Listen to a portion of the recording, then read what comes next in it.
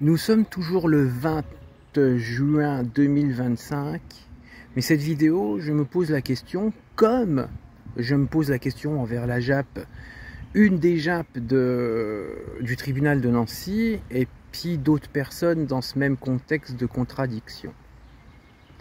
Donc moi, ce que je voudrais vous dire en parlant à cet homme très intelligent, sensible et sincère, dans mon entourage probatoire, pénal et de santé pénale, ce mec m'a appris une chose que je demande aux gens, mais pour faire avancer mes problèmes victimaires.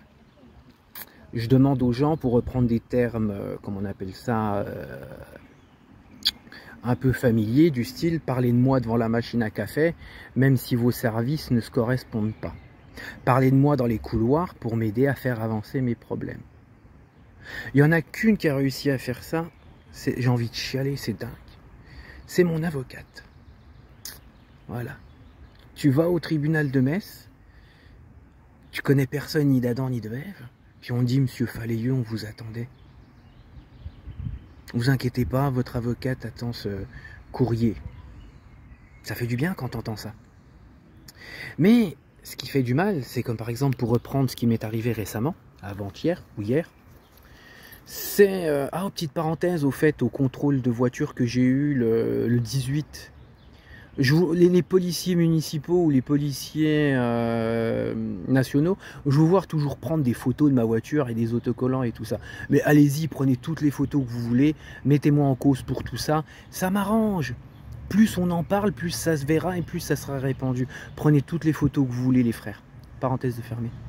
Mais voilà la JAP qui me dit, par exemple, je n'ai pas de contact dans les couloirs du tribunal pour vous aider dans vos affaires. Mais par contre, j'ai des contacts dans le tribunal pour porter plainte contre vous. Et puis, voilà.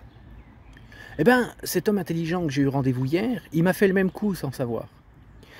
Soi-disant secret médical, machin chose, tatata, on peut rien faire pour vous, vous seriez une femme ou un enfant, on aurait fait un signalement, on vous aurait aidé dans votre plainte. Voilà. Mais comme vous êtes un homme, on n'a pas envie, va voir le bon Dieu en silence, un mur en silence. Voilà. Mais j'aime bien quand c'est pour me créer du mal, me créer du désavantage, des préjudices. Par contre, là, vous parlez dans les couloirs. Cet homme très intelligent, sincère et sensible à qui j'ai parlé en rendez-vous m'a dit oui, vous inquiétez pas, j'ai parlé avec votre psy, elle m'a expliqué ce que vous parliez entre vous et elle, tatati, tatato, tatata. Et c'est bizarre. Pour essayer de me détourner l'attention, d'étouffer mes affaires de plainte ou minimiser ce qui m'arrive, voilà, tout le monde parle entre eux, tout le monde fait en sorte que j'aille dépérir dans un hôpital psychiatrique où je prenne des médocs en camisole chimique. Mais par contre, vous n'avez pas de contact, vous ne pouvez pas le faire pour faire avancer mes plaintes. C'est bizarre ça. On parle de moi devant la machine à café et dans les couloirs, même à ce que le secret médical soit un peu signalé, pour mon désavantage, pour m'en mettre plein la figure et étouffer les affaires de manquement déontologique et de policières. Mais par contre, pour mes plaintes, ah non monsieur, je peux pas, secret médical, je peux pas, y a pas de signalement pour ça. Franchement, mais... Oh, mais c'est quoi ce bordel? J'ai pas de mots. Vous êtes des gens bizarres. Que vous soyez des gens bienveillants ou quoi, vous êtes tous des gens bizarres. Pour Faléieux, on peut confondre tous les services possibles pour lui en mettre plein la figure, mais pour l'aider dans son côté de victime devant des flics corrompus, des pervers narcissiques et puis des mythomanes, là par contre,